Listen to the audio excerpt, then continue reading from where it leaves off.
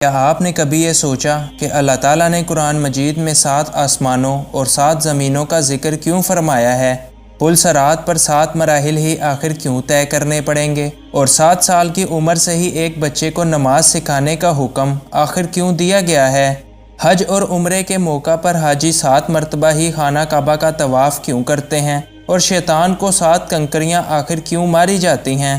جہنم کے 7 دروازے اور جنت کے 7 درجات ہی کیوں ہیں؟ اور اللہ تعالیٰ نے یہ زمین و آسمان 7 دنوں میں ہی آخر کیوں تخلیق فرمائے؟ صحیح بخاری کی ایک حدیث کے مطابق آپ صلی اللہ علیہ وآلہ وسلم کا ارشاد ہے کہ جس نے صبح سویرے اجوا کی 7 کھجوریں کھائیں تو شام تک کوئی زہر یا جادو ٹونا اس پر اثر انداز نہیں ہوگا۔ اسی طرح قوم عاد پر جو ہوا بھیجی گئی وہ 7 دنوں تک ہی وہاں چلتی رہی، جس نے قوم عاد کا نام و نشان مٹا کر رکھ دیا۔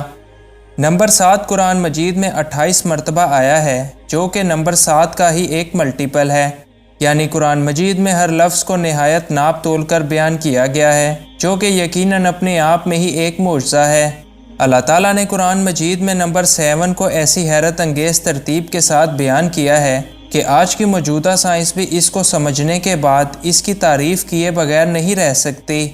آج سائنس ہمیں یہ بتاتی ہے کہ زمین کے ایٹماسفیئر میں 7 لیئرز موجود ہیں، اسی طرح زمین کے نیچے بھی 7 لیئرز ہی موجود ہیں۔ ایک ہفتے میں بھی 7 دن ہی ہوتے ہیں اور ایک ایٹم میں بھی 7 لیئرز ہی ہوتی ہیں۔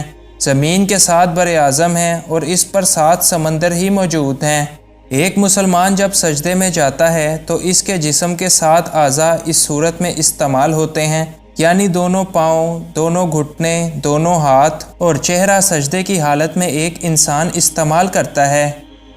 قرآن مجید میں سب سے پہلے نمبر 7 کا استعمال قرآن مجید کی دوسری سورت سورہ البقرہ کی آیت نمبر 29 میں ہوا ہے، جس میں اللہ تعالیٰ نے 7 آسمانوں کا ذکر فرمایا ہے، جبکہ آخری مرتبہ 78ویں سورت یعنی سورت النبا کی آیت نمبر 12 میں استعمال ہوا ہے، اور اس میں بھی اللہ تعالیٰ نے 7 آسمانوں کا ہی ذکر کیا ہے۔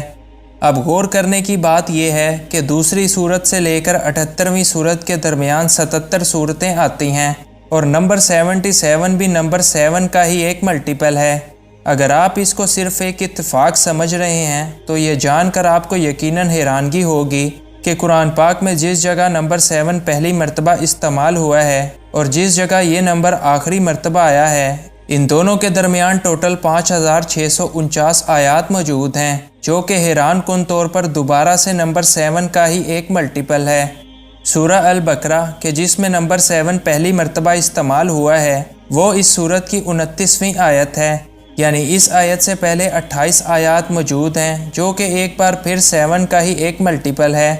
اب ذرا ہم اس سورت پر غور کرتے ہیں کہ جس میں نمبر 7 آخری مرتبہ استعمال ہوا ہے، تو آپ یہ جان کر مزید حیران ہوں گے کہ قرآن مجید کی اس سورت یعنی سورت النبا کی ٹوٹل 40 آیات ہیں، اور نمبر 7 کا ذکر اس سورت کی 12ویں آیات میں ہوا ہے، تو اگر ہم 40 میں سے 12 نکال دیں تو 28 بنتے ہیں، جو کہ ایک مرتبہ پھر سے نمبر 7 کا ہی ایک ملٹیپل ہے۔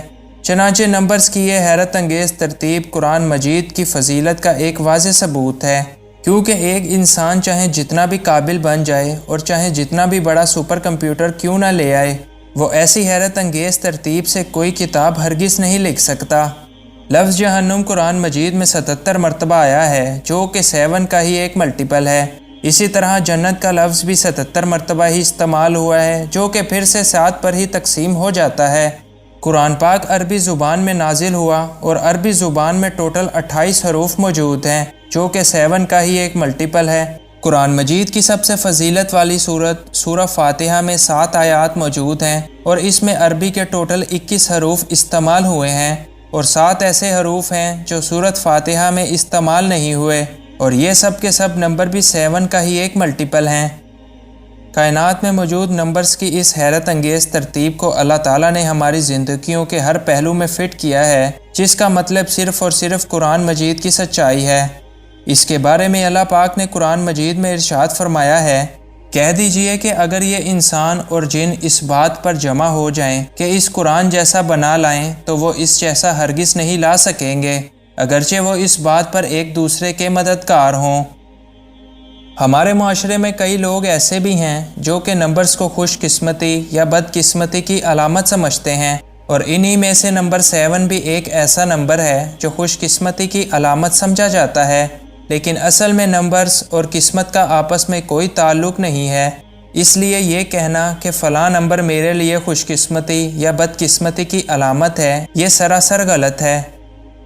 حضرت عبداللہ بن عمرو سے روایت ہے کہ اللہ کے رسول صلی اللہ علیہ وآلہ وسلم نے ارشاد فرمایا، جس شخص کو بدفعلی اپنی حاجات سے روک دے تو اس نے شرک کیا۔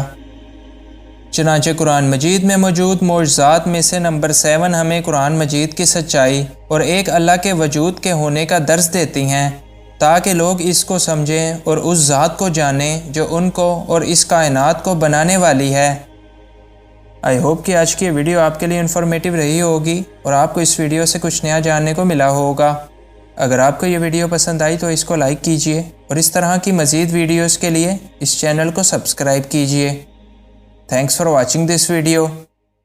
اللہ حافظ۔